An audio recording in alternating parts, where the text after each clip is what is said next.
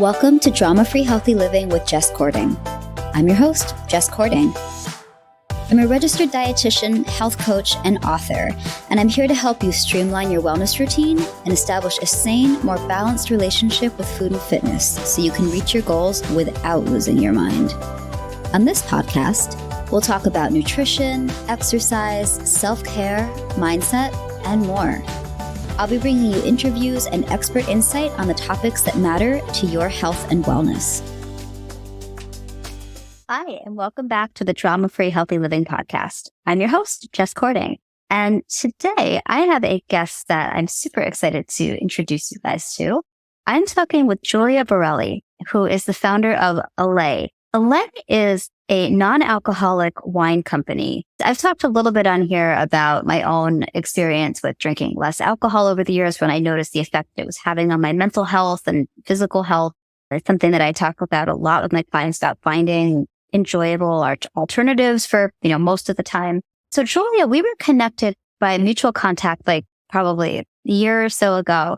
And I've just really loved getting to learn more about the process behind creating non-alcoholic wines, in this case, de-alcoholized wine. Julia is a health and wellness enthusiast with a love for wine who takes a holistic approach to business by advocating for destigmatizing non-alcoholic choices and empowering individuals to make healthier decisions without having to compromise. So we talk a lot about just the way that these products are created, what she wishes everybody knew about non-alcoholic beverages and non-alcoholic wine specifically. And we also get into her experience of what it was like starting a company and what she's learned along the way. So I hope you guys love this episode. And I'd love to hear what you think. So please feel free to take a screenshot of yourself listening to this, tag me at Jess Cording. You can also tag ALLAY at ALLAY Wines. And I can't wait to hear what you think. Let's get into it. Julia, welcome to the podcast. Thank you. I'm so excited to be here. Yeah, I know I've been wanting to sit down and chat with you for so long. I remember finding out about ALLAY, and I was just, as someone who spent so much time working in the oncology space where we talk about decreasing alcohol intake, it's just been so cool to explore all the different non-alcoholic beverages out there on the market. And it's just a really interesting field. So I would love to know what got you interested in creating an NA wine. Yeah. It's definitely a really exciting and just growing industry. So I'm really excited to be part of it. But what got me started is I myself took a personal just break from alcohol. I did dry January, which I think most people by now are probably familiar with. And, during that time, started exploring what options were out there for non-alc beverages, not just wine, just everything that was out there at that time. And I was really, really pleasantly surprised with the offerings and the taste. I was honestly shocked because it was brand new to me. I think like a lot of people, I assumed that they would taste like crap, because they're not the real deal. But the area that I felt like was lacking or just like falling a little short was the NA wine space. So that's kind of where the desire to create my own came from, is because that area I was like, okay, there seems like there's maybe a gap here. And then also wine has always been my drink of choice. I love wine. I just think wine is, not only does it taste good to me, but I just think it has such a nice community, bringing people together component to it as well, like having it with your dinner and, during the holidays and things like that. So that was why I went with the wine category.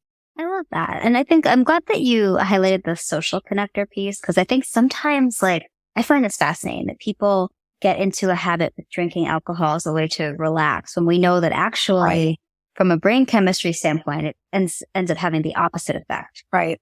But that social connector, that is a definite thing. But so many people have ideas like, oh, I want to do this. I want to create a company that does this. I want to make this thing. But you actually did it. For you, what were some of the first steps of this idea to actually creating a product? Yeah. So just for context, I don't really have a entrepreneurial background. In my, I guess, adulthood, I've tried to create little kind of, I would call them more passion projects than companies in my past, but it's not like I, am an expert at this by any means. So I really didn't know where to start. And I think like anyone maybe would, I just started Googling away like crazy, you name it. How do you start a company? Like, how do you remove alcohol from a beverage? I just was Googling and researching everything and as much as I could, and just taking tons and tons of notes, spending hours out and hours a day, just kind of filling my brain with as much information as I could so that I felt like, okay, this could be viable, I at least have some sense of a direction to go here. So from there, it really just, a lot of it was like one foot in front of the other. One door opened another door, just started reaching out to people, getting contacts. They would introduce me to, people within their network and their industries. And I think like the main kind of part that opened the door for me was speaking with a product development company. And it was specifically for beverages, because they kind of gave me a lot of the direction and just what I needed to do to actually create my own product. That's not to say that you have to go that route, but for me, just because I was starting from, ground zero, that felt like the best route for me to go. And they kind of held my hand a bit through the initial stages. But yeah, it was and it still is an extreme learning journey, but it's been so fun and so exciting. That's so cool. I love that. And it's cool to hear that there's different ways of approaching this too. Yeah. So you mentioned, how wine is de-alcoholized, like how you take alcohol out of a wine. Yeah. Can you tell our listeners a little bit how ALLAY is made and what that process is like? Yeah. And I'll say that they're not all treated equally. So there are a few different methods for how you can remove alcohol from a product. The one that we use is called spinning cone column, which is this giant machine. That's honestly like way above my knowledge level of like how it truly works. But essentially what it does is it like filters the wine through, and it has a vacuum, like a giant vacuum in it. And it separates the alcohol molecules out from the other molecules. And it goes, through like series of rounds of that. So other than that, so what I like to, or how I like to explain our product is it's as close to conventional wine as you could get without there being alcohol in it. So we get our wine from a local vineyard in Washington State. So the grapes are harvested just as they would any wine, any standard conventional wine. And so we buy it in bulk with the alcohol in it, just, very, very typically. And then it goes to this facility where they remove the alcohol. And then after that, we ship it off to our co-packer, and that's where the actual formulating happens and the other ingredients are added. Our product, I think, is a little different in that it was really important for me not to include any preservatives or added chemicals to our formula. So we go through a pasteurization step actually at the end, which is I think pretty different from most other NA options out there, because a lot of them do contain some preservatives. But once that happens, basically we throw the label on and they're ready to go. So it's a complex process for sure. There's a lot of different pieces of the supply chain, but yeah, and just figuring that out alone was probably the most difficult part of everything. It's so fascinating. And if you don't know this, like totally cool. It's just my curiosity because I just, my nerd brain. Like I know that sometimes we'll hear about like different polyphenols in alcohol, but knowing that pasteurization involves heating, like does that denature or just some of those polyphenols or make them less active? Yeah. So don't quote me. But I'm like 95% sure that it does impact the polyphenols. I mean, as you said, heat is very intense and it affects any product. Wine, as I've learned, is super sensitive to any sort of, whether it's light, whether it's, oxidation, like any heat, especially any compound or form of air or whatever, it definitely impacts the wine. And that was a big part of why we add other ingredients to ours. And a lot of non-alc beverages do, is because once you remove the alcohol, the flavor, the aroma, the body, everything is pretty significantly impacted.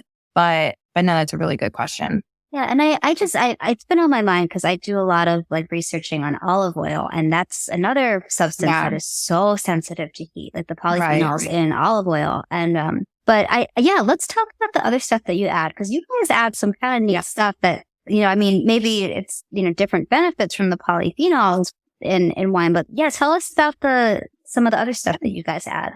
Yeah. So I think the two ingredients that probably set us apart the most are the adaptogenic herbs we add. So we have ashwagandha and reishi in our wine. And the reason for adding those was that really wasn't like a flavor or aroma or body component. That was strictly because when I created the product, I really wanted there to be added benefits to it versus just drinking something, right? Like, but I think everybody at this point has heard of functional foods and functional beverages. And the whole goal of those is that there is some sort of health benefit you're receiving from consuming it. So that was one of my goals from day one. And, after doing research, I landed on these two just because of some of their characteristics and properties that I felt like, whether it's the stress relief or just like feeling kind of like mimicking that sense of calm you feel maybe from a conventional glass of wine.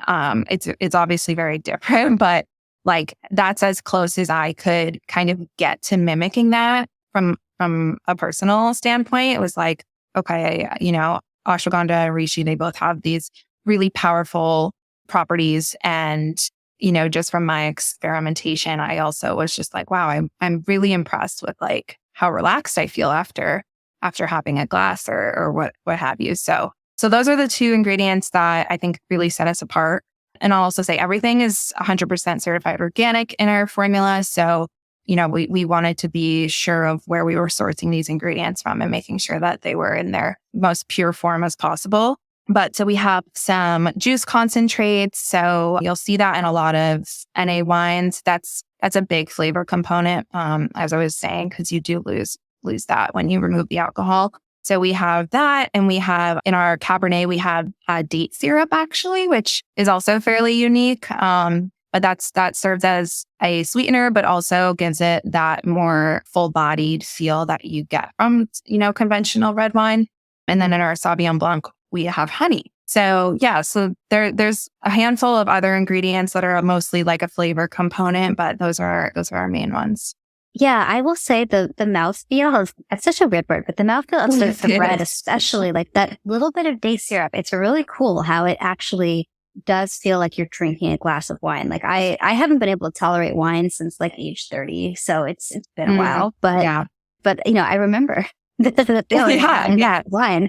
Like I'm putting my nerd cap on, but like, when we look at conventional wine, like, in the initial moments when you're drinking, like you get that flood of like, the endorphins and, your dopamine receptors light up a little bit and that dulling sense that helps you feel relaxed. But then there's that rebound effect that a few hours later after your body's metabolized that wine, and then you end up just feeling stressed, anxious, freaked out in the middle of the night kind of feel.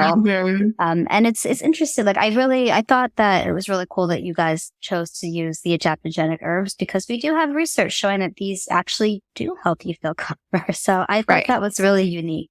Yeah. Yeah, no, for sure. I mean, that's, you kind of hit the nail on the head of like with, actual conventional wine, it is a very short-lived feeling of, stress, anxiety, relief and calm, and you're not truly benefiting from it. It's almost like a double-edged sword where, like you said, like later in the night, next morning, you're feeling horrible and your heart, during the night you're laying there and your heart's racing. And yeah, so that was the goal, is like, how can we kind of give people that sort of feeling that is beneficial and you're not having the negative side effects the next day. As you were starting to develop this company and get out there and promote it and talk about it, just during that entrepreneurial journey that you found yourself on, is there anything that you wish you had known when you were starting? Definitely a lot. But what comes to mind is, I think with the whole process, I wish I knew wine from a more like beyond just a consumer level, So as I mentioned earlier, I've always loved wine and have purchased my fair share over my adult life, but I never really went past that in terms of like taking classes or really studying the different types and even like the chemical interactions like we touched on a little bit. So I think, and I still have considered like taking courses just to really, level up a little bit and know like more about all the different types of wines and varietals and sourcing and you name it. So I think going in, I wish that I had a little bit more base knowledge just of wine and all of the factors that affect it. And yeah, so I think that comes to mind for sure is just wine knowledge in general. I think the other one I'll note would be the financial component. As you can assume, starting any company, there's a pretty big financial component, but I kind of naively didn't realize how big, which I think you could look at it in a beneficial way of like, if I knew, maybe I wouldn't have taken the leap, but it's one of those things where it's like, as you're going, it's almost like you're in too deep and you can't stop now because you're already so invested. But I think just, knowing what I was really getting myself into from the get-go probably would have been good. But like I said, it might have been the reason that I got this far. So yeah. Be said for that. Like I know for in my own life when I've taken risks especially related to my business, that I think sometimes if I had known like how hard it was going to be, I might not have done it. But then I've always been like really proud that I did take that risk after the fact, when you have some perspective and you're like, right, oh, I survived that. Yeah, for sure. Yeah. Now what about, because I know something I have come across like when talking with clients and at events where I've been serving non-alcoholic beverages, and I don't mean like if I'm like having people over for dinner. I mean like if I'm at like a public event where that's part of the theme, like, for example, you and I were most recently talking about a breast cancer specific event where we were serving NA products. And it's always so fascinating to me when people are like, they won't even try it because they're like, well, it's not the real thing. Like I just find that so interesting, but I would love to hear your perspective. Yeah. What is something that you wish everybody knew about non-alcoholic wines and non-alcoholic beverages in general?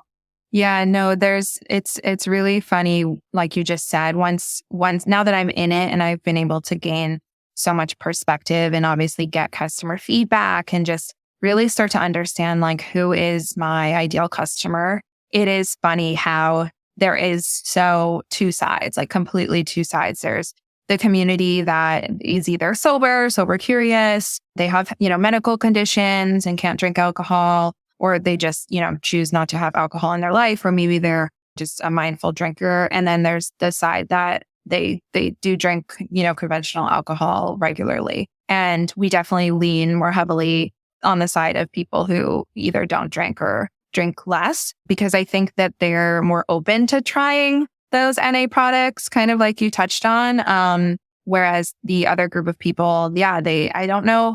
I think it's still early, that like I started out with, like this category is still so new when you compare it to, regular alcohol. So I think that it will come with time where people want to try, want to be more open to trying things like that.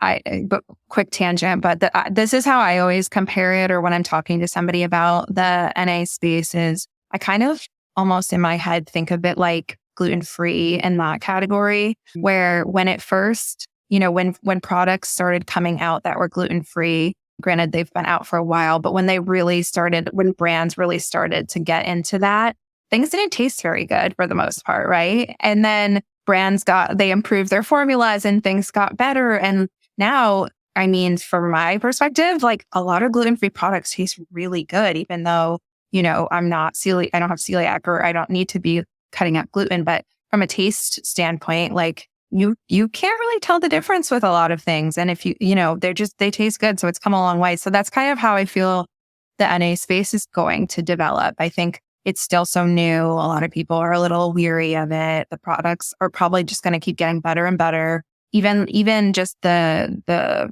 science and how things are created and how alcohol is removed, like those processes might also develop and come a lot further down, years and years from now. So that was my little tangent on how I think of it in my head. But yeah, I think what I would what I wish people kind of knew about the area is that the taste is different. It's going to be different. It's not going to be apples to apples. And I think every brand in the space right now has their own kind of flair on taste and flavor, which I think is really, really cool and really fun. My wine isn't going to taste like Shirley or like one of the other brands, like we all have different formulas. We all have our wines coming from different parts of the world. So I think that's something that people just will understand over time as it becomes a little bit more mainstream. And then the other thing is that there is the price component is tough for consumers. It's like, okay, why is this non-alcoholic wine going to cost more than the real McCoy? Like that, how does that make sense? There's no alcohol in it. But what is a little bit, I think, hard for people to understand is that while yes, there is no alcohol, like we're actually paying an additional fee to have the alcohol removed, and we're purchasing the wine with the alcohol. So there isn't a cost savings for the brand and the company. So there's actually added costs. So unfortunately, we have to like relay that on to the consumer. I think that's like another just learning curve that's going to take some time. It's like, okay, this is more expensive, and and people just have to decide, am I okay with that or am I not? So. Yeah, thank you for sharing that, because I know that is a question that does come up a lot. It's just why certain things cost so much. And Right. I love your example of the gluten-free products, because that's another category where people are like, but why does it cost more? Right. Like all the formulation and the testing and the supplies, like it's different than just like straight up like wheat. They have to be a little more creative, and some of those ingredients cost more. So I think that's a really wonderful example that actually I never thought of it that way, but that makes so much sense. Yeah. Now, I always ask my entrepreneurs who come on this podcast, because, it's definitely a labor of love, and it demands a lot of love and time and energy. So for you, in terms of just like keeping it together, like as you're building this business, what have been some of your self-care non-negotiables? I love this question.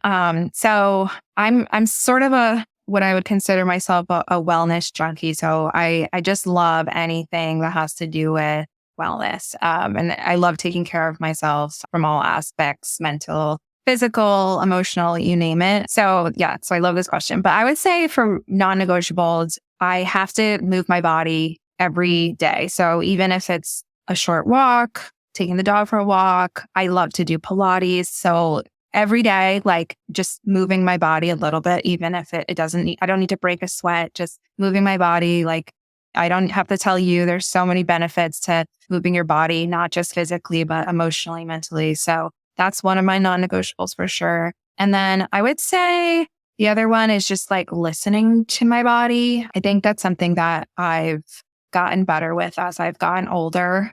I'm still, I still have a ways to go in order to be like fully in tune with my body, but I've gotten really a lot better at it. And what I mean by that is like eating when I'm hungry, not eating when I'm bored. And if I'm tired, like being okay with taking a rest day, or maybe staying in bed a little bit longer, or doing a little bit of a shorter workout, or even taking, not working out. So I just think that there's all these different aspects that, at least for me, I feel like there's been this, I put this pressure on myself, right? Of like, you have to eat super healthy, and you have to spend all these hours working out, and, yada, yada, yada to be healthy. But really what I've discovered is that it's just about being in tune with yourself and paying attention to what your body is telling you that it needs. And that's something that has become really, really just beneficial for my well-being. Thank you so much for sharing that. And I feel like a lot of people listening could relate, because there can be a lot of pressure, whether it's pressure we feel from outside or whether it's pressure we put on ourselves to like be perfect about wellness. But I so often find that, for a lot of people, it really does come down to figuring out like, what are the basic things I need to feel like a full human, and to feel present in my body, and to feel good and like I'm thriving. And so I love what you shared. That's so meaningful. Yeah. So I have loved this conversation. Me too. I have one more big question for you. But before I do so, what if people want to check out ALLAY, buy some of the product, connect with them on social, what's the best way to do so? Yeah, so you can find us on drinkallay.com as our website, and you can buy all of our products on there. We're also on Amazon as of recent, so you can purchase the wine there. And then, so our Instagram handle and all social is at drinkallay, ALLAY. And then we are in, I think it's 10 now, little local bottle shops around the country. So we're growing every day and we're trying to get in as many as we can. But certain cities, Boston, Atlanta, Baltimore, Seattle, we're in some non-alc bottle shops there, which is really exciting. Very cool. That is wonderful. And we'll be sure to link to all the socials and when we do the show notes. So that is awesome. So, okay, Shirley, the last question I have for you, I ask everybody this question just because I love that there are so many ways to interpret that. And that question is, this podcast is called Drama-Free Healthy Living. What does healthy living mean to you? Great question. I would say to me, it means being my best self, which maybe sounds very cliche, but I guess to me, being my best self means like being in balance across all aspects of my life. My health, my relationships, my like passion and my passion projects, hobbies, like just making sure I feel as fulfilled in all of those different buckets as much as I can. That I think that's to me is healthy living. And it's so much more than just, like we just were kind of talking about like diet and exercise. Healthy living is every aspect of your life, in my opinion. So I think just being in balance, like we all learned in middle school science class, homeostasis, like across all different aspects of your life is what being healthy means to me. Dang. And thank you so much for being a guest on the show today. This was awesome. Thank you so much for having me. Yeah. And all you guys who are out there listening, if you like what you hear, please share, post a screenshot talking about this episode. Check out ALLAY. As always, guys, have a wonderful day and we'll talk soon. Thank you for listening to Drama-Free Healthy Living with Jess Cording. We'll see you next time.